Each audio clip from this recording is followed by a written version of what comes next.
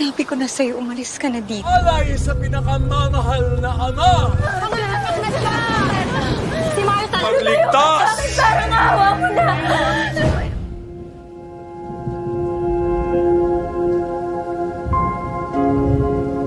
Halo semuanya, gimana kabar kalian hari ini? Semoga selalu sehat ya, dimanapun kalian berada.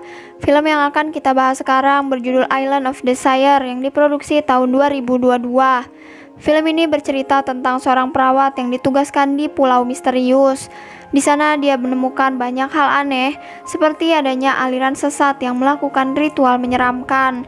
Bagaimanakah perawat ini melarikan diri dari pulau tersebut? Ya udah, langsung aja kita masuk ke alur ceritanya. Adegan berawal ketika seorang wanita bernama Martha terbangun dari tidur karena mendengar suara tangisan bayinya. Dia pun membangunkan suaminya yang bernama Carlo. Namun seperti malam-malam sebelumnya, sang suami merasa sangat terganggu karena sebenarnya suara itu hanyalah halusinasi Martha yang belum bisa menerima bahwa anaknya telah meninggal dunia. Oh, ini naman nih. Keesokan paginya, Martha didampingi oleh Carlo mengunjungi rumah ibunya. Saat ini sang ibu dirawat oleh sepupunya yang bernama Weng, dan kini kondisinya telah pikun sampai tidak mengingat bahwa Martha adalah putrinya. Ibunya hanya ingat putri pertamanya yang bernama Aurora, kakak Martha yang hilang dan belum ditemukan. Setelah mengetahui bagaimana kabar ibunya, Martha pun berpamitan pergi untuk janji bertemu dengan psikiater.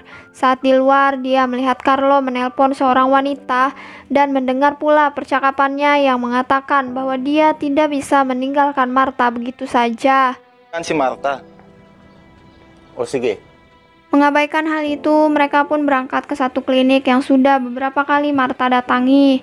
Di sana dia menyampaikan keluh kesahnya kepada dokter Yulo bahwa hidupnya terasa kosong setelah putrinya meninggal. Bahkan dia juga tahu tentang perselingkuhan Carlo dan dia tetap membiarkannya karena merasa dirinya tidak layak untuk suaminya. Keadaan itu membuat dokter Yulo mendiagnosanya menderita depresi pasca melahirkan. Dokter menyarankan agar Carlo memberikan dukungan dan menebus obat-obatan yang sudah diresepkan. Oke bu. Keluar dari sana, mereka dicegat oleh pengemis yang meminta uang untuk makan. Namun Carlo mengabaikannya, bahkan tidak peduli meskipun orang tersebut mengejarnya. Alih-alih merasa iba, dia malah mengusirnya dengan makian yang kasar. Saat di perjalanan pulang, Martha bertanya bagaimana perasaan Carlo terhadapnya. Sayangnya pria itu enggan menjawab dengan mengubah topik pembicaraan. Hal itu membuat Martha terus memaksanya sampai pria itu mengaku bahwa perasaan cintanya telah hilang.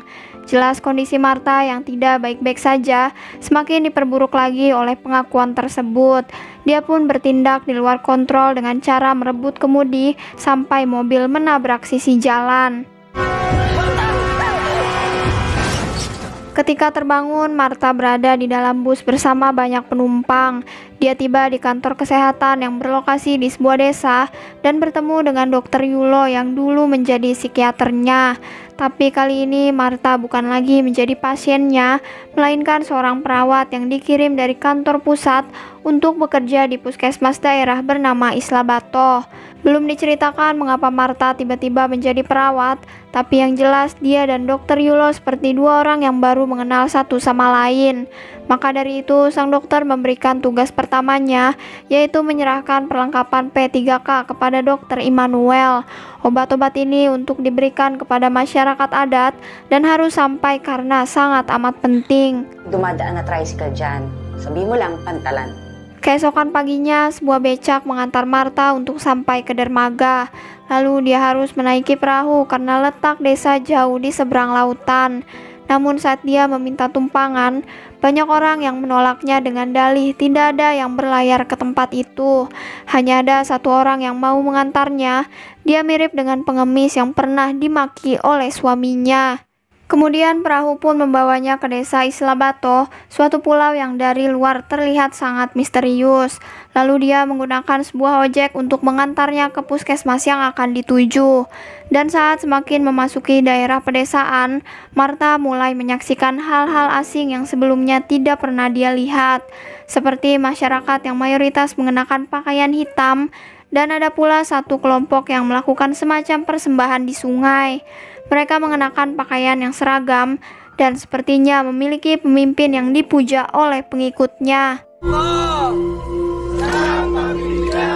Pada akhirnya Martha pun tiba di puskesmas tujuannya. Dia langsung dipertemukan dengan bidan bernama Tess, sehingga dia menyampaikan bahwa ingin memberikan obat-obatan pada dokter Immanuel. Namun sayangnya dia terlambat karena sang dokter baru pergi ke pulau lainnya. Alhasil obat itu akan didistribusikan pada masyarakat dengan mengadakan pengobatan gratis. Sampai kemudian mereka dikejutkan dengan datangnya seorang wanita yang hampir melahirkan. Mereka pun langsung membawanya ke ruang bersalin dan mempersiapkan alat-alat untuk memulai proses persalinan. Namun saat Tess meminta pasien untuk mengejan, yang keluar justru bukan bayi. Ketika Martha terbangun di malam hari, dia menyadari bahwa kejadian aneh tadi hanyalah sebuah mimpi. Nyatanya sejak baru sampai, Martha langsung tidur di penginapan yang sudah disediakan. Singkat waktu, keesokan harinya, Martha berpamitan untuk memberikan obat gratis pada warga. Tapi sebelum berangkat, dia menyampaikan pada Tess tentang mimpinya, di mana Tess digigit ular yang muncul dari ibu yang baru melahirkan. Di sanalah Tess langsung menyangkalnya, sekaligus meyakinkan bahwa itu hanyalah bunga tidur. Namun jika memang itu hanya mimpi, Martha melihat jelas bekas gigitan ular tersebut ada di lehernya. Inip lang yun. Humayat ka at baka abutin ka ng dilim sa daan. Meskipun masih bingung, pada akhirnya Martha tetap pergi dengan berjalan kaki. Dia pun melewati sekelompok orang yang sedang melakukan ritual pengobatan, di mana banyak masyarakat yang mengantri hingga dia tertarik untuk menontonnya. Mula-mula sang pimpinan melakukan serangkaian pujian terhadap leluhur, yang ajaibnya membuat perempuan buta mampu melihat kembali dengan normal. Melihat kejadian itu di depan matanya, Martha langsung pergi dengan perasaan yang merinding. Namun ternyata dia dikejar oleh komplotan tersebut sehingga dia berlari sambil meneriakkan kata minta tolong. Beruntungnya ojek yang pernah mengantarnya tiba-tiba muncul memberikan tumpangan. Mereka kabur menuju hutan sampai komplotan itu tidak mampu mengejarnya. Setibanya di pinggir pantai, motor mendadak mogok sampai mereka memutuskan berhenti di sana. Sang ojek pun mengenalkan dirinya dengan nama Leloy. Dia menjelaskan bahwa orang-orang itu adalah kelompok Nando, sebuah sekte di Islabato yang dipimpin oleh pria tua yang disapa Ayah. Dia menyembuhkan para pengikutnya dengan melakukan ritual yang dilakukan secara tidak wajar. Wala akong dalang damit uniforme ko lang. Setelah mengetahui berbagai keanehan yang ada di daerah ini, Martha tetap melanjutkan perjalanan menuju desa selanjutnya. Di sana dia memberikan obat-obatan sekaligus pemeriksaan gratis, hingga tiba-tiba seorang warga melaporkan bahwa ada wanita yang ingin melahirkan. Martha pun bergegas ke sana dan segera membantu proses persalinan. Namun untuk kedua kalinya, bayi itu ternyata bukan manusia. Lagi-lagi Martha mengalami mimpi aneh yang mirip seperti kenyataan. Kali ini dia terbangun di hutan dan Leloy mengaku sejak tadi Martha tertidur karena perjalanan menuju desa masih cukup jauh. Oleh sebab itu Martha percaya bahwa mungkin dia hanya kelelahan. Esok paginya saat mereka dalam perjalanan pulang, keduanya melihat iring-iringan kelompok Nando yang sedang membawa mayat, di mana menurut Leloy, hal itu merupakan ritual penyeberangan bagi orang yang sudah meninggal. Namun yang sangat mengejutkan, Martha melihat kakaknya Aurora ada dalam barisan tersebut. Dia pun mengikutinya sampai ke pinggir pantai hingga menyaksikan saat pimpinan sekte memperlakukan mayat itu secara tidak layak. Lalu mayat pun dihanyutkan dan diledakkan ketika berada di tengah laut bebas. Tapi sebelum Martha bisa mencerna apa yang terjadi, sang kakak berbisik agar Martha meninggalkan tempat ini. Umalis ka na dito. Setelah berturut-turut mengalami kejadian janggal, Martha seolah tutup mata sehingga tetap berada di sana. Puncaknya saat dia bersiap mandi, tiba-tiba pacar Tess menerobos masuk dan memperlakukan tindakan yang tidak terpuji terhadapnya. Bahkan perbuatan itu dipergoki oleh Tess sampai Martha dituduh sebagai wanita penggoda dan diusir dari pulau ini. Dengan bantuan Leloy, Martha meninggalkan daerah Isla Bato dan terus didampingi sampai dia menyeberangi pulau. Leloy juga mengantarnya menuju ke dinas kesehatan, namun ternyata tempat itu sudah berubah menjadi rumah sakit jiwa. Tidak hanya itu saja, petugas memberitahu bahwa Dr. Yulo sudah meninggal lebih dari 1 tahun silam. Padahal Martha sangat sadar bahwa dia baru bertemu dengannya 1 minggu yang lalu. Hindi pa patay si Dr. Yulo kasi ako siya makausap. Keadaan itu membuat Martha memutuskan kembali ke Isla Bato bersama dengan Leloy. Namun kali ini dia tidak tinggal sendirian, melainkan bersama Leloy dengan status sebagai sepasang kekasih. Mereka hidup bersama sampai Martha hamil besar dan sering ditinggal pergi karena Leloy bekerja sebagai seorang nelayan. Saat itulah Martha kembali bertemu dengan Aurora dan pertama kalinya mereka mengobrol cukup lama. Martha bertanya kemana kakaknya pergi selama ini dan mengajaknya kembali ke Manila karena ibunya sangat merindukannya. Namun sang kakak berkata dia tidak akan bisa kembali selamanya, sementara Martha masih memiliki kesempatan untuk pulang.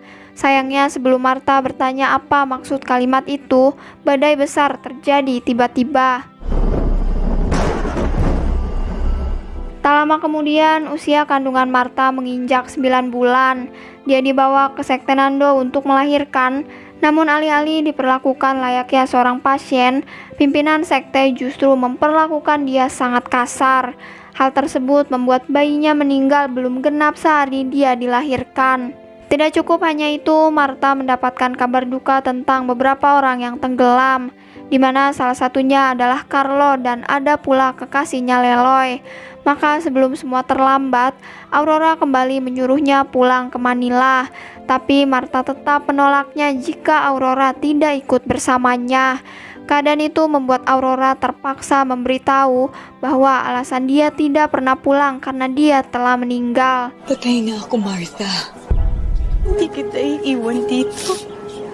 Jadi sampai di sini bisa disimpulkan bahwa Pulau Isla Bato adalah alam yang berbeda atau semacam tempat yang mungkin berbatasan dengan dunia nyata. Di sana Martha bertemu dengan arwah kakaknya yang memintanya kembali ke dunia karena peristiwa aslinya Martha dan suaminya telah dievakuasi dari kecelakaan mobil. Keduanya sudah mendapatkan pertolongan di rumah sakit, di mana Carlo berhasil pulih dari masa kritisnya, sementara Martha meninggal dunia. The Son, and the Holy Spirit. Amen. Kembali ke pulau, Martha menyaksikan ritual penyeberangan atas kematian Leloy. Di sanalah Aurora berani membunuh pemimpin sekte dan dia meminta Martha segera lari dari sini. Dia pun pergi dibantu oleh seorang pria asing sampai berhasil lolos dari kejaran. Namun Martha yang ingin pulang ke Manila justru diajak pria itu ke pulau yang berbeda. Pinang yung tadhana. Tara na, sakay ka na.